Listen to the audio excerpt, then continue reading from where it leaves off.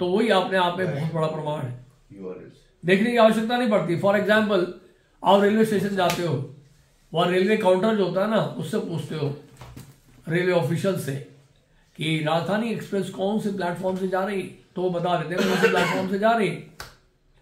ठीक है, आपको हर पैसेंजर हर कुली के बाद जाने की जरूरत नहीं है, या रेलवे अथॉरिटीज का जो अनाउंसमेंट होता है ऑफिशियल, उसके थ्रू भी आपको पता चल जाता है, राइट। तो कहने का मतलब यह है कि अगर राइट सोर्स से आपको अगर सूचना मिले, राइट सोर्स से अगर नॉलेज गेन कर सके, तो वो देखने का जरिया जो है सबसे परफेक्ट होता है। यानी कि अगर बच्चा अगर जानना चाहे कि पिता कौन है, तो सबसे आसान तरीका क्या है, बच्चे की जो माँ है वो बता देगी ये तुम्हारे पिता है, तो चाइल्ड कैन एक्सेप्ट कि ये व्यक्ति मेरे पिता है। बच्चे ने मतलब देखा नहीं फादर को, अगर मदर कह दे कि तुम्हारे फादर है, so that is accepted by the child. So similarly we have to take knowledge, we have to take information from the right source. सही स्रोत से हमें क्या करना है, सूचना लेनी चाहिए।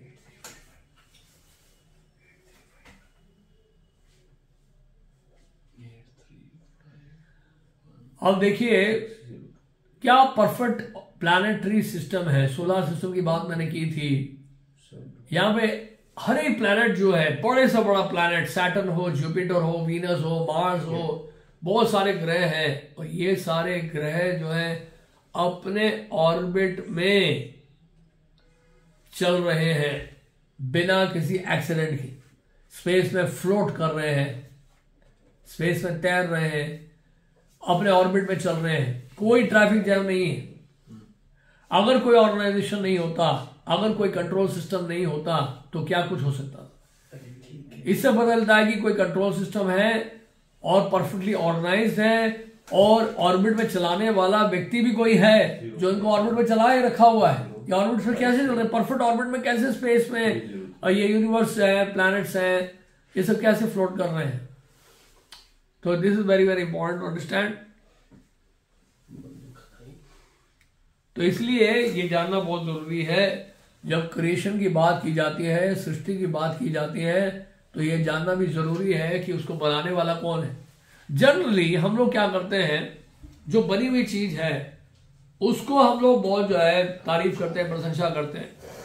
जैसे किसी ने लैपटॉप लिया या कोई गाड़ी ली या घर लिया, तो हम घर की तारीफ करेंगे, गाड़ी की तारीफ करेंगे, लैपटॉप की तारीफ करेंगे, लेकिन एक्चुअली हम भूल जाते हैं उस व्यक्ति को जिसने वो लैपटॉप बनाया, जिसने वो गाड़ी बनाई, जिसने वो घर बनाया। उस व्यक्ति को हम लोग भूल जाते हैं, उस व्यक्ति को इतना महत्व नहीं देते हैं जितना कि बनी हुई चीज को। आप समझ रहे इस बात को। तो जब सृष्टि की बात की जाती है, यूनिवर्स की बात की जाती है, पूरे ब्रह्मांड की बात की जाती है, तो हमें एक बुद्धिमान व्यक्ति को खासकर ये प्रश्न पूछना चाहिए कि ये इतनी बड़ी सृष्टि, इतना बड़ा यूनिवर्स बनाया किसने, इतना बड़ा ब्रह्मांड बनाया किसने, इतना बड़ा जो क्रिएशन हुआ है, इसको बनाने वाला कौन है। एक सुई भी अगर खरीदते हैं शॉप से, मार्केट से, तो सुई को भी बनाने वाला होता है कि नहीं। आप कोई भी सामान खरीद लो तो 100% निश्चित है किसी ने उसको बनाया होगा, राइट। तो इसी तरह से छोटी सी छोटी सुई बनाने के लिए कोई व्यक्ति है, या आपने जो घड़ी पहनी उसको बनाने वाला कोई व्यक्ति है, आपका घर है वो बनाने वाला कोई व्यक्ति है, आपने शर्ट पहना है, पैंट पहना है, साड़ी पहनी है, ट्राउजर पहने हैं, कुछ भी पहना है, उसको बनाने वाला व्यक्ति है। तो जब सृष्टि की बात करते हैं, इतने बड़े क्रिएशन की बात करते हैं, तो हम ये क्यों नहीं पूछते हैं कि सृष्टि को बनाने वाला भी तो कोई है, राइट। तो देखिए आगे देखिए, प्रश्न ये पूछा जाए, हु क्रिएटेड द यूनिवर्स, इस सृष्टि को किसने बनाया। अभी देखिए आप, ये फूल देखिए, रंग बिरंगा फूल कितना सुंदर है, कितना परफेक्ट डिजाइन है। कई बार हम देखते हैं कई आर्टिस्ट होते हैं, चाइनीज कोरियन आर्टिस्ट, या कई ऐसे आर्टिस्ट होते हैं जो बेसिकली कागज से या प्लास्टिक से इस तरह का फूल बनाते हैं। इतनी परफेक्ट डिजाइनिंग देखी है। अगर डिजाइनिंग की बात की जाती है तो डिजाइनिंग करने वाला डिजाइनर भी तो होना चाहिए ना। आज जैसे ग्राफिक डिजाइनिंग जानने वाले बहुत सारे लोग हैं, तो ग्राफिक डिजाइनिंग बेसिकली एक आर्ट है, लेकिन वो ग्राफिक डिजाइनिंग का जो डिजाइनर है उसको जानना भी तो जरूरी है।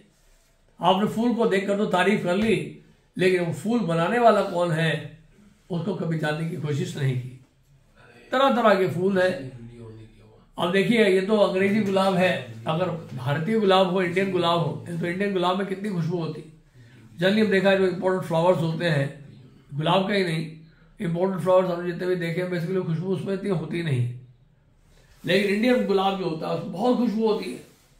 तो कितना परफेक्ट डिजाइन है, देखिए कितना अच्छे से बनाया गया है। ये बनाया किसने है? ये अलग अलग तरह के बर्ड्स हैं, अलग अलग कलर के तोते हैं, इनको बनाया किसने? इस मछली को किसने बनाया? इस यानी कि इस जानवर को किसने बनाया जो नॉर्थ पोल में है? इसको किसने बनाया? अब ये देखिए ये विशाल वृक्ष बैनियन ट्री, इतना बड़ा बैनियन ट्री है, और उसके बीज कितने छोटे छोटे बीज होते हैं कि नहीं होते? अब देखिए बात समझिएगा, जितने बीज इसमें हैं असल के बीज हैं। ऐसा नहीं कि सारे बीजों से ही पेड़ आता है। आप जानते हैं बीज कौन से बीज से पेड़ आता है? बरगद का पेड़। जो बीज है एक पक्षी जब खाता है और एक्सक्रीट करता है, पक्षी जब भी उस बीज को खा लेता है और वो बीज को बाद में एक्सक्रीट कर देता है, यानी कि त्याग देता है, खाने के बाद स्टूल से निकल जाता है। वो जो निकला हुआ बीज है जो पक्षी से निकल रहा है खाने के बाद एक्सक्रीट जो हो रहा है, उस बीज से जो है वो वास्तव में ये वृक्ष अंकुरित होता है। कई लोग जानते नहीं हो। तो उस छोटे से बीज में इतना बड़ा वृक्ष देखिए आप, बैनियन ट्री इतना बड़ा, इतने से बीज में सोच के देखिए आप। तो कहने का मतलब ये है कि ये है भगवान की शक्ति है सृष्टि में ही। इस सृष्टि का दर्शन आप करेंगे, संसार को देखेंगे अच्छे से, तो समझ जाएंगे कि ये साधारण मनुष्य के द्वारा नहीं बनाया गया है। अब ये पेंटिंग देख लो, ये पेंटिंग वो जो है किसने बनाया? फेमस पेंटिंग है ना बॉल, आप सब जानते होंगे, Mona Lisa. Yes, Leonardo da Vinci artist है इसके। तो ये जो फेमस पेंटिंग है एक आर्टिस्ट ने बनाया है।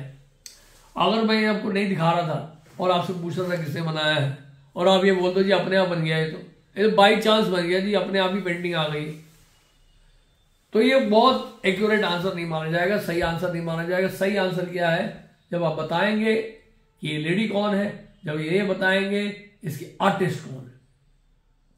यानी पेंटिंग को बनाने के लिए भी एक इंसान की आवश्यकता पड़ती है, एक शहर को बनाने के लिए इंसान की आवश्यकता पड़ती है, आपकी गाड़ी को बनाने के लिए इंसान की आवश्यकता पड़ती है, घर को बनाने के लिए इंसान की आवश्यकता पड़ती है। घर में कुछ आप खाते हैं, रेस्टोरेंट में जाके कुछ खाते हैं, वो भी कोई बना रहा है। अपने आप संसार में कुछ भी नहीं टपकता है। कहने का अर्थ ये है, इसी तरह से जब पेंटिंग को बनाने वाला कोई आर्टिस्ट है तो याद रखिएगा इस संसार को बनाने वाला भी कोई है। अब ये देखिए पेड़ देखिए, 3 डायमेंशनल ट्रीज है, समुद्र के किनारे है, ये पेंटिंग नहीं है, असली वृक्ष है।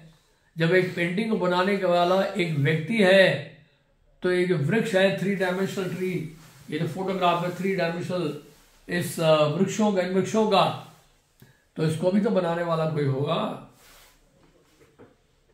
Who is the artist? कौन है इसका आर्टिस्ट? किसने बनाया? सैटेलाइट। सैटेलाइट देखिए, स्पेस में जब सैटेलाइट को छोड़ना होता है, it is not a very ordinary task. इतना आसान नहीं है सैटेलाइट को छोड़ना। उसके लिए जानते कितने सारे साइंटिस्ट होते हैं, कंट्रोल रूम में लगे हुए हैं, 100-150 साइंटिस्ट लगे, round the clock critical observation चल रहा है और चेक कर रहे हैं सैटेलाइट को कि सही ऑर्बिट में वो सैटेलाइट को छोड़ा जाएगा, सही से फंक्शन कर रहा है कि नहीं कर रहा है। अभी पृथ्वी को देखिए, पृथ्वी जो है बिल्कुल ऑर्बिट पे चल रही है, ना 1 मिलीमीटर इधर ना 1 मिलीमीटर उधर, ऑर्बिट पे चल रही है पृथ्वी।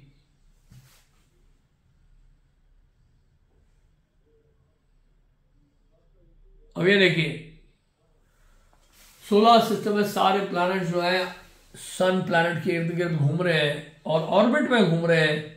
वो इधर उधर नहीं हो रहा, कोई ट्रैफिक जैम नहीं है, कोई एक्सीडेंट नहीं है, कुछ नहीं है। तो ये सोलर सिस्टम को बनाए रखने के लिए चलाने वाला व्यक्ति कौन है? Who is in control? कौन कंट्रोल कर रहा है?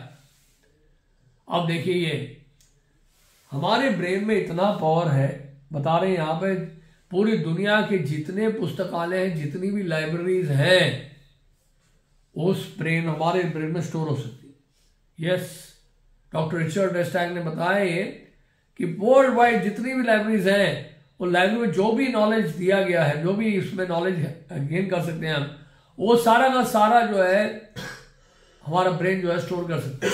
यानी कि ब्रेन में इतनी कैपेसिटी है। अब देखिए यहां पे लिखा है, human brain is made of trillion billion brain cells and each one of this more powerful and sophisticated than most computers around the planet today. बड़े से बड़े कंप्यूटर जितने भी हैं इस संसार में, इस पृथ्वी में, उससे ज्यादा पावरफुल है एक एक ब्रेन का cell. Like that there are trillion of billion से brain cells in the brain. So brain is so powerful. अगर ये ब्रेन, छोटा सा ब्रेन इतना पावरफुल है, ब्रेन की तारीफ करते हैं, जैसे कई बार बोलते हैं व्यक्ति बड़ा इंटेलिजेंट है जी, एल्बर्ट आइंस्टाइन बहुत बड़े साइंटिस्ट थे, हम तारीफ किए जाते हैं, लेकिन हम ये भूल जाते हैं इस ब्रेन को बनाने वाला व्यक्ति कौन है। कौन है व्यक्ति? इस गाड़ी को बनाने वाला कौन है? एक कंप्यूटर को बनाने वाला कौन है? हम बोलते हैं कंप्यूटर बड़ा हाई स्पीड है ये जी, बहुत सारी इंफॉर्मेशन स्टोर हो सकता है इसमें, बहुत कुछ इसके द्वारा पता लगाया जा सकता है, बहुत सारा काम जिस पर 10-10 साल लग जाता था अब कुछ ही समय में कंप्यूटर के द्वारा हो जाता है। लेकिन हम ये भूल जाते हैं, कंप्यूटर की तो बड़ी तारीफ कर रहे हैं, लेकिन कंप्यूटर बनाने वाला जो व्यक्ति है उसके बारे में पूछते तक नहीं हम, किसने असेंबल किया इसको, ये किसने आईफिल टावर बनाया इटली में, ये twin towers, world trade tower New York में, जो कि किसने बनाया और बिगाड़ा किसने? बनाया भी था और गिराया भी था, दोनों ही इंसान ने बनाया और इंसान ने इसको गिराया भी, दोनों। तो ये जो वर्ल्ड ट्रेड टावर है, जानते हैं ये जो गिर गए थे, तो एक क्रिश्चियन प्रीस्ट, उन्होंने प्रश्न किया था, उनसे प्रश्न किया गया था एक न्यूज रिपोर्टर के द्वारा। न्यूज रिपोर्टर ने पूछा क्रिश्चियन प्रीस्ट से, एक बात बताइए, ये जो बिल्डिंग जो गिर गए हैं, बहुत लोग मर गए इसमें, लेकिन हम जानना चाहते हैं, आप तो बाइबल से सरमन देते हैं, बाइबल से मैसेज देते हैं, आप ये बताइए कि भगवान कहां थे उस समय जब ये दो बड़े बड़े बिल्डिंग गिर गए? Why did not God help? भगवान ने मदद क्यों नहीं?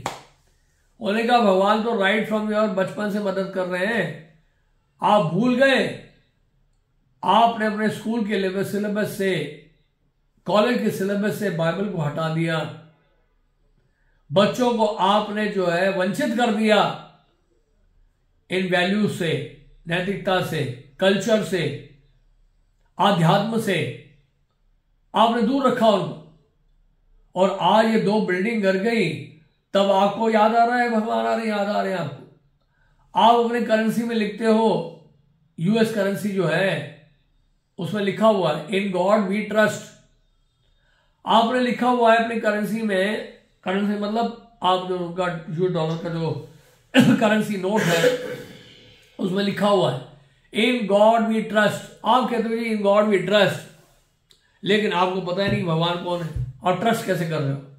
If you don't know who is God then how can you trust him?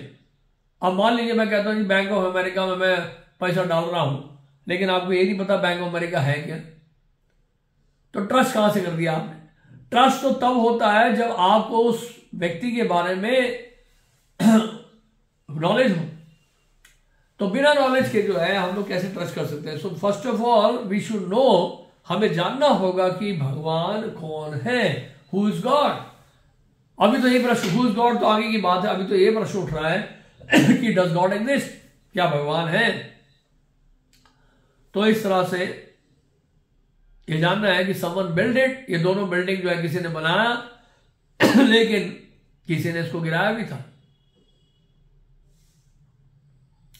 तो यार कि कोई भी क्रिएशन अगर होता है तो उसके पीछे क्या होता है? क्रिएटर होता कुछ भी, आप कुछ भी संसार में चीज बनी है, जो कुछ भी बना है उसके पीछे क्या है, एक बनाने वाला जरूर है। तो इसी तरह से यूनिवर्स को, इस सृष्टि को, इतना बड़ा विशाल क्रिएशन को बनाने वाला भी तो कोई है। अब देखिए अल्बर्ट आइंस्टाइन ने भी बोला ये बात कि जितने फिजिकल लॉज हैं, नेचुरल फिजिकल लॉज हैं, उसके पीछे भी कौन है, उसके पीछे भी कौन है, कोई ना कोई परफेक्ट ब्रेन है। अब देखिए, look at the ground reality. इस आप देख रहे हैं एक ब्यूटीफुल लेडी, फिर आप देखिएगा नॉट सो ब्यूटीफुल, हैंडसम, अगली, स्ट्रिंकिंगली रिच, पॉवर्टी स्ट्रिकन, राइट। तो ये सब हमने दिखाया। यहां मुझे बता रहे हैं कोई अगर मेडिकल एजुकेशन लेता है तो वो क्या बनता है, डॉक्टर बनता है, और दूसरा व्यक्ति जो है वो क्या है, कूली का काम कर रहा है, ये सामान ढो रहा है। एक व्यक्ति डॉक्टर बन रहा है, दूसरा व्यक्ति क्या बन रहा है, कूली बन रहा है, लेबर बन रहा है, सामान उठा रहा है।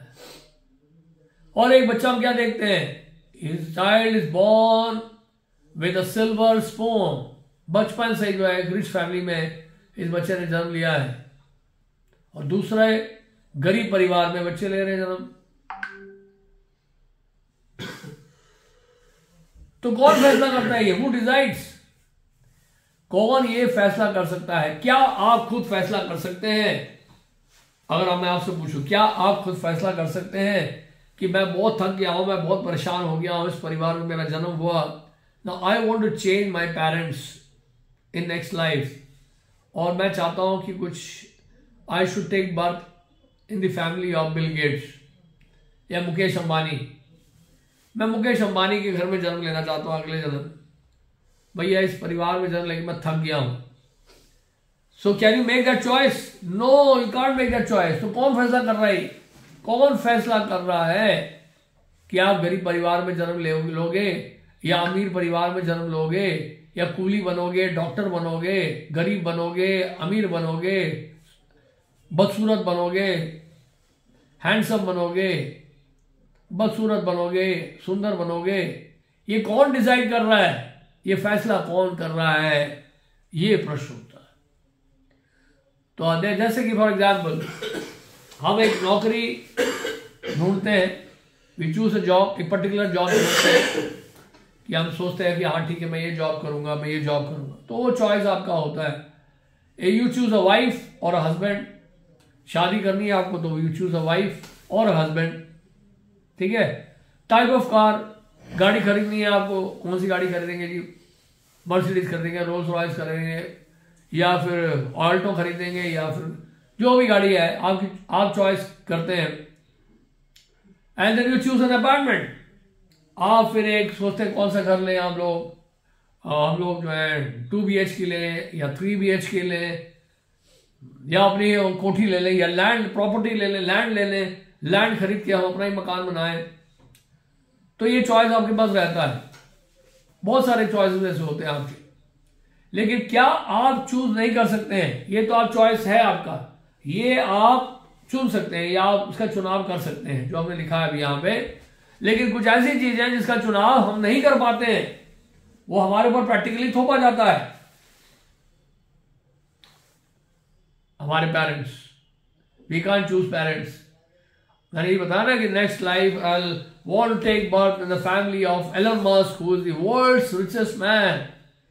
मैं चाहता हूं उसके घर में जन्म लूं मैं।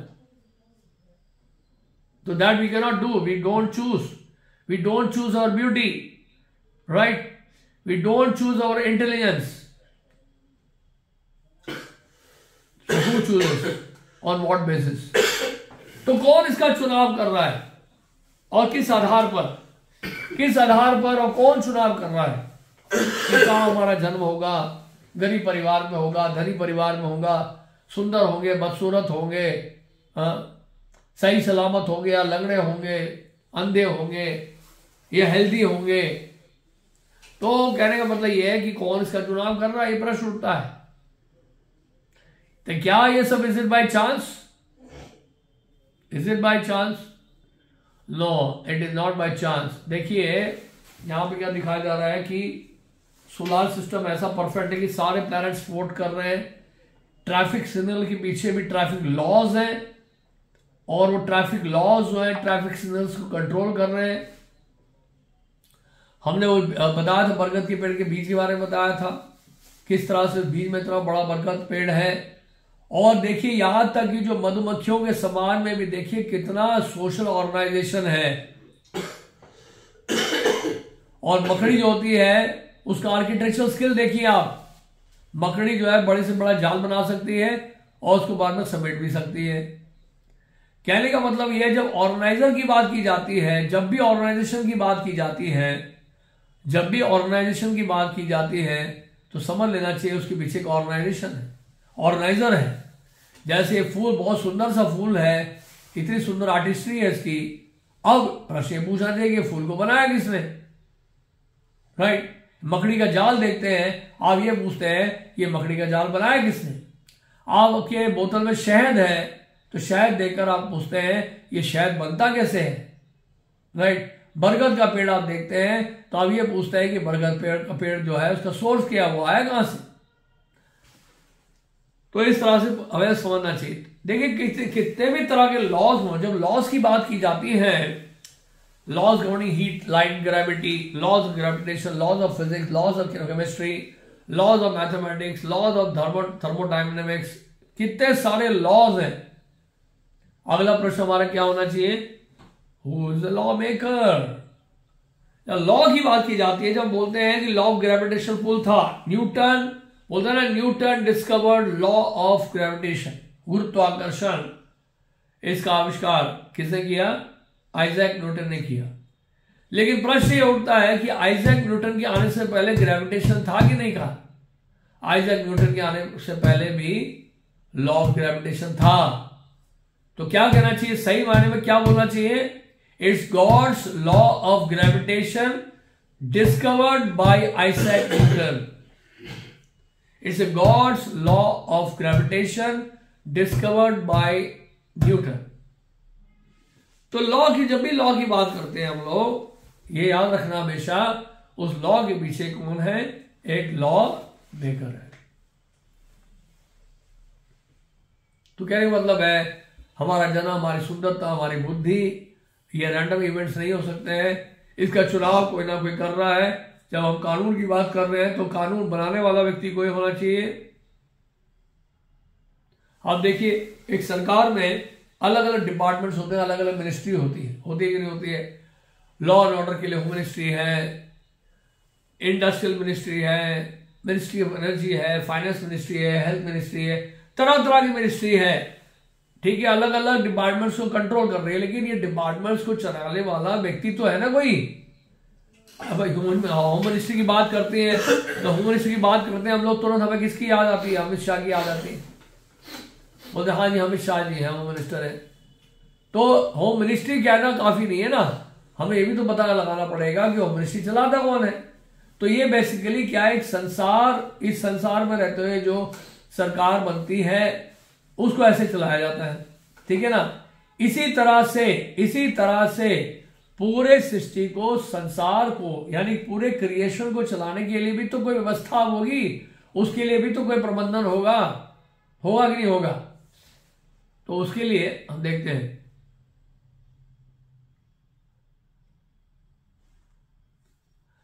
जैसे यहां पर देखिए क्या लिखा है। यहां पे अलग अलग तरीके से समझना चाहिए कि कहने का अर्थ यह है कि अलग अलग जो डिपार्टमेंट अलग अलग देख रहे हैं, सृष्टि के अंदर देख रहे हैं, उसको चलाने वाला भी कोई होना चाहिए, क्रिएशन को चलाने वाला भी कोई होना चाहिए ना। उसको भी, जैसे कि मान लीजिए एयर के लिए है वायु देवता, अग्नि के लिए अग्नि देवता, चाहे सूर्य देवता है, जल के देवता है, वर्षा के देवता है इंद्र। तो अलग अलग डिपार्टमेंट सौंपे गए, यूनिवर्सल अफेयर चल रहा है, उसके पीछे भी एक यूनिवर्सल मैनेजमेंट है। और उस यूनिवर्सल मैनेजमेंट जो चलाने वाला भी तो कोई व्यक्ति होगा ना, ये तो अलग अलग डिपार्टमेंट्स हैं। तो बेसिकली जो साइंटिस्ट है उनका परम कर्तव्य क्या है? साइंटिस्ट, देखिए हम लोग साइंस के खिलाफ नहीं है, लेकिन हम लोग ये जरूर चाहते हैं क्या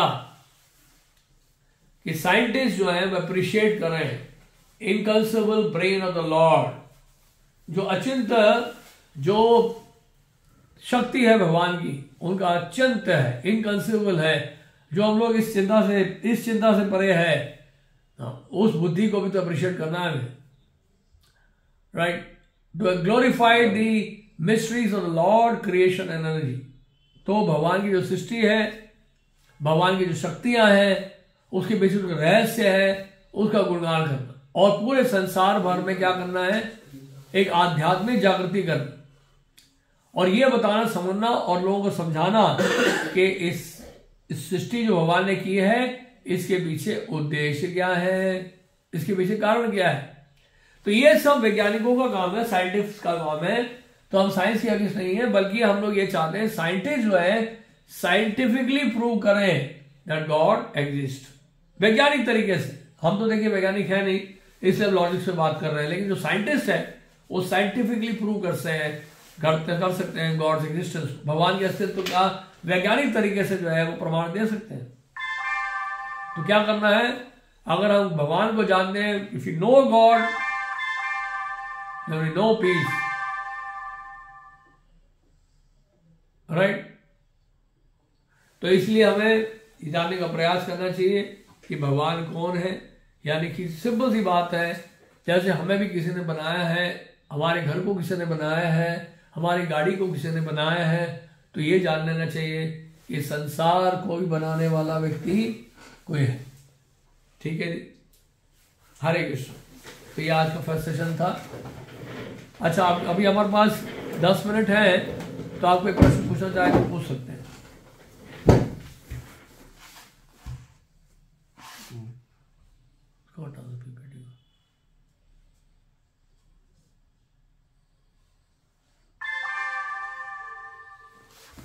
हरे कृष्ण।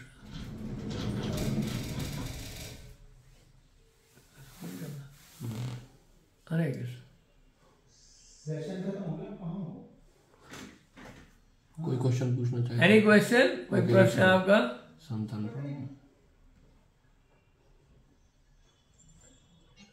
संतन प्रभु पूछिए, क्वेश्चन पूछिए।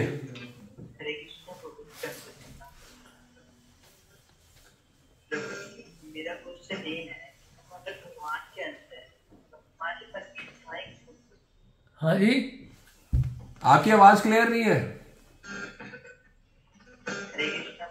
हरे कृष्ण। हरे कृष्ण। प्रभु जी, हमारे क्वेश्चन ये है कि हम अगर भगवान के अंदर हैं, तो हमारे मन में इच्छा क्यों होती है? अगर हम भगवान के अंश हैं तो हमारे अंदर इच्छा क्यों हुई? इच्छा उत्पन्न क्यों हुई? हाँ, क्योंकि हम लोग we are not dead matter, हम जड़ वस्तु नहीं है। टेबल इच्छा नहीं कर सकता है, गाड़ी इच्छा नहीं कर सकती है, मकान इच्छा नहीं कर सकता है, आपकी घड़ी इच्छा नहीं कर सकती है, आपका मोबाइल इच्छा नहीं कर सकता है, लेकिन जीता जाता इंसान इच्छा कर सकता है, क्योंकि जीता जाता इंसान जिसमें चेतना है वो इच्छा कर सकती है। जो चेतन तत्व है आत्मा, वो इच्छा कर सकती है, जड़ वस्तु कभी इच्छा नहीं कर सकती है। ठीक है ना? और चेतना, क्योंकि भगवान के हम लोग अंश हैं, तो भगवान तो परम इच्छा करते हैं, अंश होने के नाते हम भी इच्छा करते हैं। लेकिन समस्या यह है कि अगर वो इच्छा भगवान की इच्छा से स्वतंत्र होती है, अलग होती है, तो उसमें हम लोग समस्या में फंस जाते हैं। हमारी इच्छाएं जो उनके साथ एक नहीं है, राइट? हम लोग सेपरेटली इच्छा करना चाहते हैं। तो इच्छा तो करने की शक्ति हमारे पास है, वो नेचुरल है, आत्मा का एक क्वालिटी है इच्छा करना। जड़ वस्तु, डेड मैटर जो है, वो कभी इच्छा नहीं कर सकती। ठीक है नहीं? और कोई प्रश्न है? नताशा माता जी पूछिए। हरे कृष्णा प्रभु जी। हरे कृष्ण। मेरा ये सवाल है कि बहुत सारे लोगों से हम मिलते हैं रोज, और मेरे एज के, जैसे बच्चे के लेके, तो कई बार ये पूछते हैं कि तुम तो तिलक लगाती हो, तुलसी माला पहनती हो, तो इस सबसे क्या होगा, ये कोई उम्र नहीं है ये सब करने की, एंड भगवान है या नहीं है इसका तो कोई प्रूफ नहीं है। तो मैं ये पूछना चाहती थी कि अगर किसी को इंटरेस्ट नहीं है जानने में, क्या उनको भी समझाने की चेष्टा करनी चाहिए या चुप रहकर कोई जवाब नहीं देना चाहिए? कैसे डील करना चाहिए इन सब ऐसे क्वेश्चन से? आज के सेशन से तो देखिए, आज हमने सेशन जो प्रेजेंट किया है उसमें हमने लॉजिकली समझने की कोशिश की है, और जिसके पास थोड़ा सा भी इंटेलिजेंस है वो समझ सकता है कि वास्तव में ये सृष्टि अपने आप नहीं चल रही। सूर्य का उदय होना, चंद्रमा का उदय होना, सीजनल चेंजेस आना, ये कोई ना, देखिए भगवान नहीं भी है, अगर मानते नहीं भी है तो इतना तो मानना पड़ेगा ना कि कोई कंट्रोलर है, कोई संसार को चलाने वाला कोई नियंता तो है, कोई तो है, right? You may not accept Krishna, or you may not accept Christ, or you may not accept whatever, but you have to at least accept that there is some controller. ऐसा हो ही नहीं सकता कि सृष्टि बिना कंट्रोल के चल रही हो। जब सूर्य का उदय सनराइज टाइम पे हो रहा है, सनसेट टाइम पे हो रहा है, कितना परफेक्ट सिस्टम है मटेरियल नेचर का। तो ऐसे लोग जो आते हैं जिनसे हम मुलाकात करते हैं, जो विश्वास ही नहीं करते हैं, जो इंटरेस्ट भी नहीं रहते हैं बिल्कुल भी, और टोटली नेग्लेक्ट करते हैं हमें, हाँ नेचुरली हम लोग उनको ज़्यादा कन्विंस करने की कोशिश ना करें, थोड़े में मान जाए तो अच्छा है। We don't have to force anyone, but best देखिए प्रचार करने के कई तरीके होते हैं। इट इज़ नॉट नेसेसरी कि हम लोग केवल फिलॉसफी बोलें या हम लोग वर्बली प्रीचिंग करें। कई तरीके हैं लोगों को कन्विंस करने का, और इसमें सबसे पावरफुल तरीका है प्रसाद। अगर जो लोग हमसे सुनने के लिए तैयार नहीं है, आप उनको प्रसाद खिलाते रहिए। प्रसाद की इतनी पोटेंसी है कि प्रसाद पाते पाते वो धीरे धीरे आपकी बात सुनने लगेंगे, उनकी चेतना, उनकी भावनाएं बदलेंगी। तो कहने का अर्थ यह है कि हमें इतनी चिंता नहीं करनी चाहिए कि वो वास्तव में सुनेंगे या नहीं सुनेंगे। We have to do our work. देखिए फॉर एग्जाम्पल क्या होता है, कई बार पेशेंट्स होते हैं हॉस्पिटल में और वो पेशेंट दवाई लेना नहीं चाहते हैं, they are not interested in taking medicine. तो क्या डॉक्टर उनको छोड़ देगा ऐसे just because the patient not taking medicine? अगर बहुत क्रोनिक पेशेंट है कि दवाई लेना ही नहीं है उसने, तो ऐसे तो पेशेंट को तो हॉस्पिटल में रखेंगे नहीं फिर। लेकिन अगर वो हॉस्पिटल में रहना चाहता है तो समवेयर और other he has to take medicine, and doctor will make sure that he will get the medicine and he takes the medicine. तो कहने का मतलब ये है, ये डॉक्टर का फोर्स नहीं है, it is actually the mercy of the doctor, ये कृपा है। अगर हम किसी को भगवत गीता देते हैं, किसी को प्रसाद देते हैं, अगर वो नहीं भी चाहता है फिर भी हम कोशिश अगर करते हैं, कन्विंस करने की कोशिश करते हैं, और ये वास्तव में उस भक्त की कृपा है, क्योंकि वो एक्चुअली कुछ भला करना चाहता है दूसरे व्यक्ति का। So it is not ordinary pressure, but it is basically for his benefit. अगर देखिए आपके हाथ में फोड़ा है और डॉक्टर कहता है इसको काटना ही पड़ेगा, तो एक तरह से लगता है, एक एंगल से लगता है कि वो डॉक्टर आपका दुश्मन बन गया, लेकिन दूसरे एंगल से हम समझेंगे कि डॉक्टर तो हमारा दोस्त है, हमें इस फोड़े से मुक्त करना चाहता है। ठीक है डॉक्टर, फोड़ा काट दो। तो डॉक्टर जब फोड़ा काटता है हम उसको थैंक यू भी बोलते हैं, उसको चेक भी देते हैं, राइट? तो कहने का मतलब ये है कि हमें अगर कोई बेनिफिट पहुंचा रहा है उसके लिए अगर मैं कोई फोर्स कर रहा है, दैट शुड बी वेलकम। तो कई बार ऐसा होता है लोग इंटरेस्टेड नहीं होते हैं, लेकिन हम डायरेक्ट उनको प्रीचिंग ना करके हम उनको प्रसाद देना शुरू करते हैं, उनसे मिलते रहते हैं, लोगों से फ्रेंडशिप करते हैं, लोगों से जान पहचान बनाते हैं। तो धीरे धीरे जब रिलेशनशिप अच्छा हो जाता है उनके साथ हमारा, तो फिर वो सुनने के लिए भी तैयार होता है। There are various ways to preach, right? Hare Krishna. और पूछना? हरे कृष्ण। हरे कृष्ण। ये मंजू सिंह पूछिए, और अपना वीडियो ऑन कर लीजिए please, if possible. Please open your video. Hare Krishna Prabhu ji. Hare Krishna. Hare Krishna Prabhu ji, मैं दिल्ली से हूँ, अभी मैं चंडीगढ़ में हूँ। मेरे को 9 मंथ हो गए ईस्ट ऑफ कैलाश टेम्पल जाते हुए, तो मैं फॉलो भी करती हूँ सभी चीजें, सभी रूल्स। तो कुछ लोग कहते हैं ना कि यहाँ पर चंडीगढ़ में ना आपके इस्कॉन वाले ड्रिंक कर करके डीजे पे नाचते हैं, और सब ऐसे ही नाटक करते हैं और करते हैं, ये करते हैं। तो उस कंडीशन में प्रभु जी हम कुछ बोल नहीं पाते। इस्कॉन के डिवोटीज ड्रिंक नहीं करते हैं। हो सकता है कि इस्कॉन में लोग आते हो ड्रिंक करके, दो अलग अलग चीज है, दो अलग अलग चीज है। इस्कॉन में कोई ड्रिंक नहीं करता है, लेकिन हो सकता है कि इस्कॉन में लोग आते हो ड्रिंक करके, दोनों अलग अलग चीज। जैसे फॉर एग्जाम्पल हमारा जैसे गोविंदास रेस्टोरेंट है, Govinda restaurant is open for everyone. अब कई लोग गोविंदा रेस्टोरेंट में आते हैं लेकिन ऊपर दर्शन के लिए नहीं जाते हैं, और रेस्टोरेंट में खा के रेस्टोरेंट से बाहर चले जाते हैं, राइट। अब वो जो लोग गोविंदास में आ रहे हैं वो आ रहे हैं इस्कॉन में, लेकिन वो सारे वेजिटेरियन नहीं है, वो एक चेंज के लिए आ रहे हैं कि वेजिटेरियन फूड खा लें, but they are not vegetarians. Similarly कई लोग ड्रिंक करके आ रहे हैं, और वो ड्रिंक करके जब आते हैं वही लोग ड्रिंक करते हैं, ड्रिंक करके जब आते हैं और वो लोग हमारे साथ डांस करते हैं तो ऐसा लगता है कि इस्कॉन में लोग ड्रिंक करके डांस कर रहे हैं। वो इस्कॉन में ड्रिंक करके डांस नहीं कर रहे हैं, वो ड्रिंक करके आए और डांस कर रहे हैं। तो ड्रिंक करके जो आए और डांस कर रहे हैं, डांस करते करते उनका ड्रिंक छूट जाएगा। समझ गया हमारी बात को? और पूछना है? तो दोनों में अंतर है, इस्कॉन में ड्रिंक कर रहे हैं और ड्रिंक करके आ रहे हैं, दोनों में अंतर है। और पूछना है? हाँ जी, हाँ जी। हरे अश्विनी कुमार पूछिए। हरे कृष्ण। हरे कृष्ण। म्यूट हो गया उनका, प्लीज अनम्यूट कर लीजिए। हाँ हेलो। हरे कृष्ण। हाँ हरे कृष्ण। मेरा प्रश्न गीता से जुड़ा हुआ था। जैसे कुछ ज्ञान तो है बट उसमें मतलब भक्ति में जैसे अगर हम कहें तो पीक्स और फॉल्स आते रहते हैं, मतलब स्थायी नहीं रहता। तो जैसे अभी उसकी बात करें तो कृष्ण भगवान ने अर्जुन को बोला ही हुआ है, दिया हुआ है का तो सबका कि अभ्यास है तो कौन थे या वैराग्य ने रहे थे। तो अभ्यास और वैराग्य मतलब प्रयास कभी 1 महीना सही निकलता है, 2 महीने फिर नहीं निकलते, फिर मतलब इस टाइप से चलता रहता है। तो उसको स्थायी कैसे किया जाए? मतलब कि भजन माला ये वो सब मतलब प्रयास करते हैं बट ये रेगुलर ये चीजें हो नहीं पाती। और ये भगवान मतलब वो भी करते हैं, हेल्प भी करते हैं। जैसे इससे जोड़ दिया अभी ये इस कार्यक्रम से जोड़ दिया तो बट ये स्टेबल नहीं हो पाता। देखिए, स्टेबल होने का एक सबसे बढ़िया तरीका है कि we have to be with the devotees. हमें भक्तों का एसोसिएशन लेकर भक्तों से स्ट्रेंथ लेनी होगी स्टेबल होने के लिए। दूसरी बात यह है, देखिए अगर आप बाहर की दुनिया में भी अगर ऑफिस जा रहे हैं आप, जैसे यहाँ दिल्ली गुड़गांव है, दिल्ली से गुड़गांव जाते हैं लोग ऑफिस और गुड़गांव से दिल्ली आते हैं।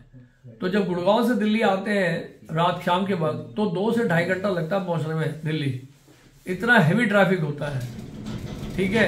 अब ट्रैफिक है उसके बावजूद भी आना तो वापस है ही, बहुत सारी अड़चने हैं रास्ते में, बहुत सारे ऑब्स्टिकल है, फिर भी अगर लक्ष्य तक पहुंचना है तो वो ऑब्स्टिकल से तो गुजरना ही पड़ेगा। इसी तरह से क्या है, अगर कृष्ण को पाना है तो उतार चढ़ाव तो रहेगा ही रहेगा। लेकिन अगर हम गाड़ी में बैठे हुए हैं और चल रहे हैं, आज नहीं तो कल पहुंच जाएंगे। जैसे फॉर इंडियन रेलवे बहुत जो है फेमस है इसके लिए।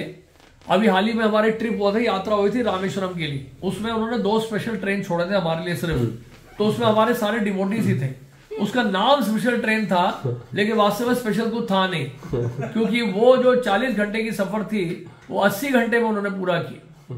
तो 40 आवर्स की जो ट्रेन थी वो 80 आवर्स में पहुंची रामेश्वरम, और भक्त लोग बड़े खुश थे। क्यों जानते हैं? 80 घंटे तक वो ट्रेन के अंदर कीर्तन करते रहे और आनंद में रहे। तो कहने का मतलब ये है, कुछ लोग फ्लाइट से गए रामेश्वरम, कुछ लोग ट्रेन से गए।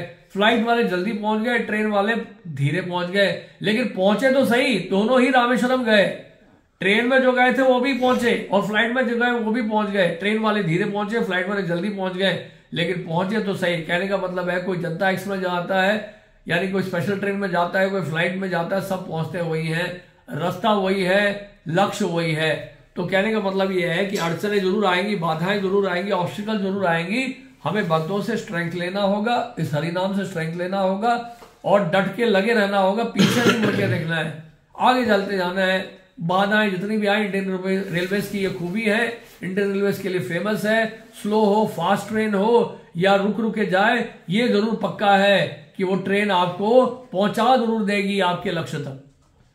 तो इसी तरह से है भक्ति का मार्ग भी, उसमें समस्या हमारे साथ है, भक्ति की समस्या नहीं है, क्योंकि हमारे अपने इतने प्रारब्ध हैं, इतने पाप कर्म हैं, इतने संस्कार हैं जो हमें भक्ति करने नहीं दे रहे हैं। लेकिन अब फिर भी प्रयास करते रहेंगे भक्तों के संग में रहकर, तो आज नहीं तो कल हमने अपने डेस्टिनेशन तक पहुंच जाएंगे। डटे रहना, पीछे नहीं, हार नहीं माननी हमें बस। Where there is a will, जहां चाह है वह राह है। हरे कृष्ण। और पूछना? ओके, तो थैंक यू वेरी मच, आप सबका बहुत बहुत धन्यवाद। मैं यही विराम दे रहा हूं और परसों हम फिर मिलेंगे नेक्स्ट सेशन में। सेकंड सेशन आप लोग प्लीज जरूर आएगा। Hare Krishna, thank you very much.